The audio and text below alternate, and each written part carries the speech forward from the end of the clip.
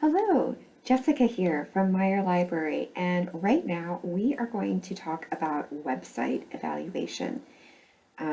We talk about evaluation in general in the ACT UP video, but websites can be a little different, especially when they lie outside of a vetted source pool like you have with library resources. Websites can come from any person, anywhere, group, etc. So they can require a little extra diving when you want to make sure that they are good.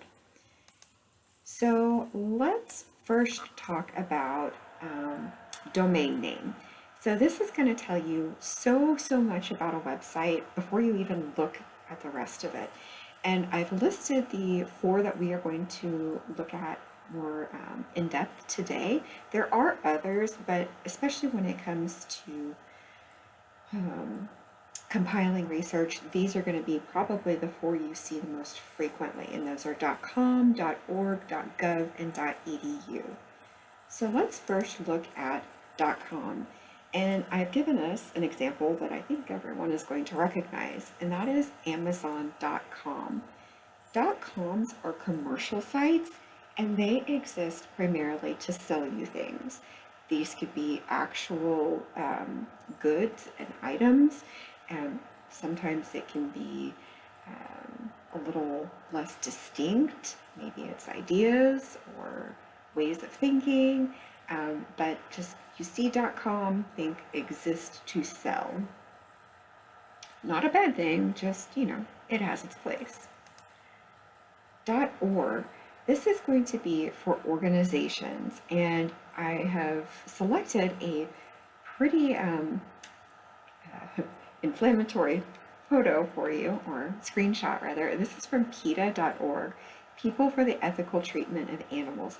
And they are not afraid to get gruesome with their message, which is, no animal abuse, and,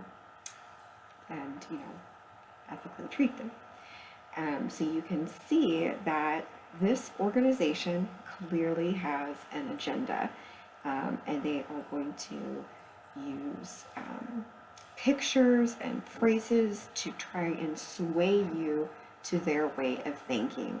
They are also going to try and get you to become a member and support their cause with money. So there are lots and lots of organizations out there, and there can be lots of good information from organizations. Just keep in mind they are going to have that underlying agenda, and be aware of any bias that might give the information they provide. Next, we have .gov, and these are going to be government sites, and I am speaking specifically of United States government websites, but these are going to be great places to find information gathered by different government entities. And you can see right here we have the census.gov site. So this is going to be a website where you can get all of the reports and studies and surveys that the Census Bureau sends out. So these can be great collection points for you. A lot of statistics, a lot of key facts. I will say government websites tend to be very dense, and you can go down some rabbit holes on there just with all the information that they provide. But what's nice is you can get to the information in its raw form, so you can see the surveys and the tables, and it's not editorialized, I guess is a good way to put it. So census.gov is a great example. Lots of other government websites out there. All right, last but not least, let's look at a .edu site, and even without the university name, I hope the fountain looks familiar. .edu websites are educational websites, and these can be K through 12 and colleges and universities. So when you find information from a .edu site, you can be fairly confident that it is good information, because colleges and universities especially aren't going to keep information that is false or wrong, or is going to, make them look like we don't know what we're doing. They're not going to have that. They're going to keep credible, good sources of information available to you. So those are a good place to look in terms of websites.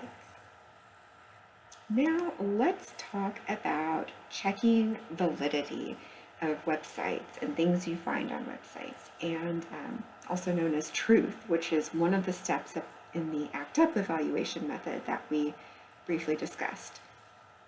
I have included 3 links on the right here that are really great for helping you to dive more deeply into that truth aspect. The first is the media bias chart, and this is a wonderful, wonderful resource if you are looking at news websites, because it helps to place that news source on a continuum of, is it biased conservative, liberal, is it high journalistic quality, is it more opinion based, is it just plain wrong? So that is a great place to check. And I will say, especially with online news sources, you want to look for the same core content in multiple places. So if 5 news sources are presenting the same facts in a story, you can be confident that those core facts are good. Whereas if you're just seeing it in one place and no one else is talking about it, less likely to be a good source. You also have websites like Snopes and Fact Checks, and these are groups that check validity of stories. So you can get into either of those and pop your story in that you found. It's kind of fun just to scroll through and see what's trending anyway, but those are really great ways to check website validity. That and the quick cues that you can get with the domain names are going to really set you up to well evaluate the websites that you want to use for your research.